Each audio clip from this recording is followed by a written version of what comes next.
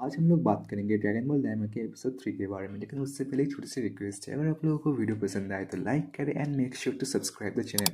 We have to complete our first 100 subscribers, तो please please subscribe it. तो चलिए video को स्टार्ट करते हैं। तो ड्रैगन बॉल डायमंड के एपिसोड 3 में हमें दिखाया जाता है कि सुप्रीम का एक ग्लोरियो और गोकू तीनों ही डिमंड वर्ल्ड जाने के लिए रवाना हो जाते हैं और इसी बीच कुछ सेकंड में ही वो अर्थ के ऑर्बिट को क्रॉस कर देते हैं। इसकी स्पीड देख के गोकू पूरा हैरान था। तब सुप्रीम का उसे समझाता है कि इस शिप का इन्वेंशन इसलिए हुआ है ताकि ये डायमेंशंस के बीच ट्रैवल कर सके। तो इसकी स्पीड बहुत ही ज़्यादा है, पर पता नहीं गोकू इतना शॉक क्यों हो गया था, क्योंकि वो तो खुद ही लगभग लाइट की स्पीड से ट्रैवल कर सकता है। तब सुप्रीम का एक ग्लोरी से पूछता है कि हम रैप्समा के पास जा रहे हैं ना। तब गोकू पूछता है कि आखिर ये रैप्समा है कौन। फिर सुप्रीम का उसे डिटेल्स में समझाता है कि डिमन रियल्म और आउटसाइड वर्ल्ड इन दोनों के बीच में ट्रैवल करने के लिए हमें रैप्समा की परमिशन लेनी पड़ती है। और अगर तुम्हें याद होगा कि जो हमें पहले एपिसोड में मैजिक ऑर्फ दिखाई गई थी वो कोई और नहीं रैप्समा ही था। तो उसके पास जाते हैं और रास्ते में सुप्रीम काय को क्लोरियो पर थोड़ा बहुत शक तो हो रहा होता है। तो वो उससे पूछता है कि तुमने यहाँ पर गोकू के लिए आए हो ना। फिर ग्लोरियो बताता है कि हाँ, मैं अपने किंग के कहने पर ये कर रहा हूँ, जो कि थर्ड डिमंड वर्ल्ड के किंग हैं। फिर ग्लोरियो बताता है कि मेरे किंग चाहते हैं कि तुम गोमा को हरा दो। इसी पर गोकू पूछता है कि आखिर वो कितना पावरफुल है। पर ग्लोरियो उसे दिलासा देके बोलता है कि अगर तुमने माजिन बू को हरा दिया तो उसे हराने में तुम्हें बहुत ज़्यादा दिक्कत नहीं होगी। हाँ, लेकिन गोमा बहुत ज़्यादा चालाक एंड चतुर है, तो उसे बिल्कुल भी हल्के में मत लेना। तो गोकू तैयार हो जाता है, क्योंकि उसे वैसे भी डेंडे को तो बचना ही था और खुद भी नॉर्मल होना था। पर हमें दिखा जाता है कि सुप्रीम काय को क्लोरियो पर अभी भी भरोसा नहीं होता।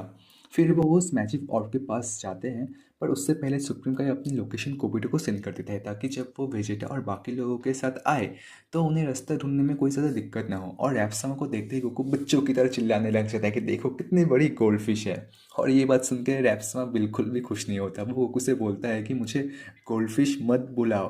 पर गोकू तो सुनने वालों में से है नहीं। तो उन्हें बहुत ही ज़्यादा गुस्सा आ जाता है। क्या होगा अगर उन्हें पता चले कि हम तो खुद ही उन्हें गोल्डफिश पुकार रहे हैं। फिर सुप्रीम का एक गोकू को एक कोने में ले जाके समझाते हैं कि तुमने इन्हें ज़्यादा गुस्सा मत दिलाओ, इनसे थोड़ा रिस्पेक्ट करके बात करो। अगर इन्हें गुस्सा आ गया तो ये हमें जाने नहीं देंगे।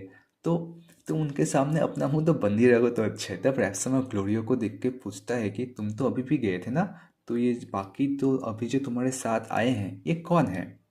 तब रैप्सम बताते हैं कि अगर ये दोनों डिमन नहीं है तो मैं अलाउ नहीं करूँगा। फिर ये चेक करने के लिए वो उनके कान को देखते हैं। सुप्रीम काय तो टेस्ट में पास हो जाते हैं, पर गोकू के कान पॉइंटेड नहीं थे, तो सुप्रीम काय उसे छुपा लेता है। फिर ये बात उन्हें भी पता थी कि बिना कान दिखाए तो वो उन्हें जाने देंगे नहीं। तब सुप्रीम काय अपने मैजिक से गोकू के कान को पॉइंटेड कर देते हैं। अब उन्हें इन तीनों पर कोई शक नहीं होता है, तो उन्हें जाने के लिए वो अलाउ कर देते हैं। और तभी मैजिक और उनसे एक पिन कोड पूछता है। सुप्रीम काय को तब थोड़ा कंफ्यूज होता है कि आखिर ये पिन कोड है क्या। तब ग्लोरियो बताता है कि अगर हमें यूनिवर्स के बीच में ट्रैवल करना होता है तो हमें एक पिन कोड की ज़रूरत होती है। ये सुप्रीम काय के लिए बिल्कुल नया था, उन्हें इसके बारे में कुछ पता ही नहीं था। तब वो कोबिटो को इन्फॉर्म करने के लिए उस पिन कोड के बारे में पता लगाते हैं ताकि वेजिटा पिक्कोलो यहाँ पे आ सके और उनको कोई दिक्कत ना हो। पर इससे पहले कोबिटो को कुछ बता पाते, वो मैजिक ऑर्फ उन्हें ले जाती है और वो एक टोर्नेडो से होते हुए एक वॉइड में चले जाते हैं। उस वॉइड में होते हुए तीनों गेट्स डिमंड वर्ल्ड के फर्स्ट सेकंड और थर्ड में पहुंच जाते हैं। ग्लोरियो तीसरा वर्ल्ड चूज करता है, पर सुप्रीम का एक बहुत ज़्यादा कन्फ्यूज होता है क्योंकि कोमा तो फर्स्ट वर्ल्ड में रहता है, तो हम थर्ड वर्ल्ड में क्यों जा रहे हैं। फिर ग्लोरियो एक्सप्लेन करता है कि मेरे जो किंग है वो थर्ड वर्ल्ड में रहते हैं। पर ये सुनने के बाद उनका शक और भी ज़्यादा बढ़ जाता है। ये यूनिवर्स टू यूनिवर्स ट्रैवल करने की जो परमिशन होती है वो सबको नहीं दिया जाता। ये ग्लोरियो आखिर ये काम कर कैसे रहा है, और यही सवाल उसे सुप्रीम काय से पूछता है। तो वो बताता है कि वो फर्स्ट डिमंड वर्ल्ड में भी काम कर चुका है। और अब तो मुझे भी इस पर शक हो रहा है कि इसके दिमाग में कुछ तो है।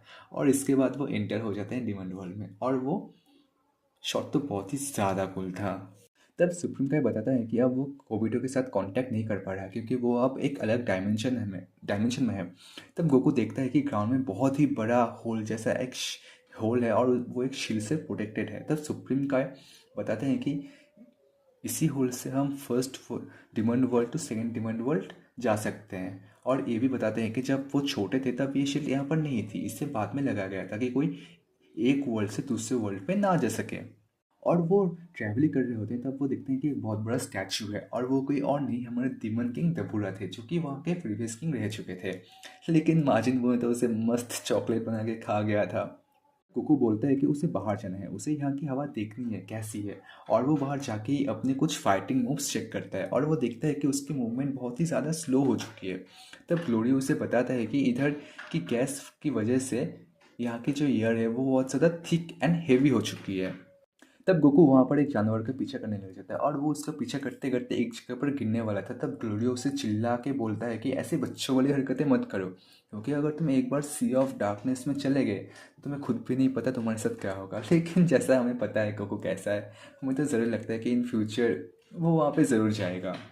और हमें ये भी दिखाया जाता है कि कुछ लोग गोकू को देख रहे होते हैं और वो कुछ ही देर बाद उसके ऊपर तीरों से अटैक भी कर देते हैं, पर वो इतने स्लो थे कि गोकू उन्हें नींद में ही डॉज कर लेता।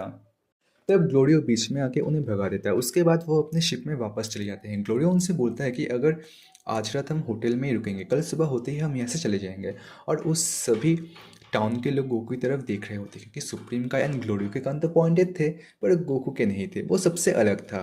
तब वो तीनों एक होटल में जाते हैं। तब ग्लोरियो उनसे पूछता है कि अगर आज की रात तुम एक दोनों एक ही रूम में सो जाओ तो कोई दिक्कत तो नहीं है ना।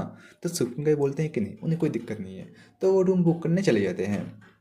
तब वो एक होटल में जाते हैं और वहाँ पे एक रूम मांगने के लिए वहाँ का जो इंचार्ज था वो 50,000 मांग रहा था। ग्लोरियो को भी पता था कि ये बहुत ही ज़्यादा है, तो वो उसे थोड़े पैसे कम करने के लिए बोलता है। पर जब इतना बोलने के बाद भी वो नहीं मान रहा था, तब ग्लोरियो उसे अपनी गन दिखाता है और तब वो सीधा प्राइस 50,000 से घटा के 5,000 कर देता है। इसके बाद गोकू बोलता है कि मुझे ट्रैवल करके बहुत ज़्यादा भूख लग रही है, पर वो ठीक जाने से पहले ही खा के आया था।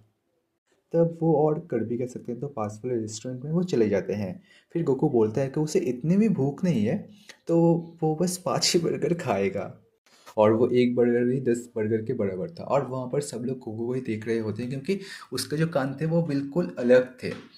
तो ऐसे ही गोकू को कुछ लोग अप्रोच करने के लिए आ जाते हैं। ग्लोरियो उसे आसानी से हरा देता है और गोकू तो इन्हें सीरियसली लेता भी नहीं, उसका फाइट से ज़्यादा ध्यान तो खाने पर होता है। वो तो उन लोगों की किस्मत अच्छी थी कि कोको अपना फुल पावर एंड उसके फुल बॉडी में नहीं था, वरना इन लोगों का क्या हाल होता ये तो हम सबको पता ही है। तो वहाँ पे एक थोड़ी सी फाइट शुरू हो जाती है। कोको अकेला ही सब पे भारी पड़ रहा होता है और इसकी फाइट कोरियोग्राफी बिल्कुल बहुत ज़्यादा एपिक थी, बिल्कुल ओजी ड्रैगन बॉल वाली। जब वो देखते हैं कि इन्हें नहीं नहीं हरा पाएंगे तो वो भाग जाते हैं वहाँ से। जाते समय बोलते हैं कि हम तुम्हें देख लेंगे, पर गोकू, ग्लोरियो एंड सुप्रीम काय इन्हें बिल्कुल भी सीरियसली नहीं लेते। फिर हमें नेक्स्ट मॉर्निंग का सीन दिखा जाता है कि गोकू एंड सुप्रीम काय के ऊपर पैर रख के सो रहा होता है। सुप्रीम काय एक गॉड है, पता नहीं गोकू उनकी रिस्पेक्ट करना कब सीखेगा। फिर थोड़ी देर बाद हमें दिखा जाता है कि ग्लोरियो उनके पास आता है और आके बोलता है कि अब समय आ चुका है जाने का। फिर वो बाहर जाते ही देखते हैं कि उनकी शिप गायब हो चुकी है और ये काम उन्हीं लोगों का था जिसने कल रात को उनसे फाइट हुआ था। तो ये तीनों अब हैरान हो जाते हैं कि अब ये करे तो करे क्या, और ये एपिसोड यहीं पर ख़त्म हो जाता है। अब जैसे जैसे ड्रैगन बॉल्स आगे जा रहा है एपिसोड वाइज, ये तो अच्छा होता जा रहा है, बिल्डअप हो रहा है, और आई थिंक ये आगे जाके एक अच्छा स्टोरी लाइन बनेगा। तो प्लीज़ अगर वीडियो पसंद आए तो वीडियो को लाइक करें and make sure to subscribe the channel. Thank you.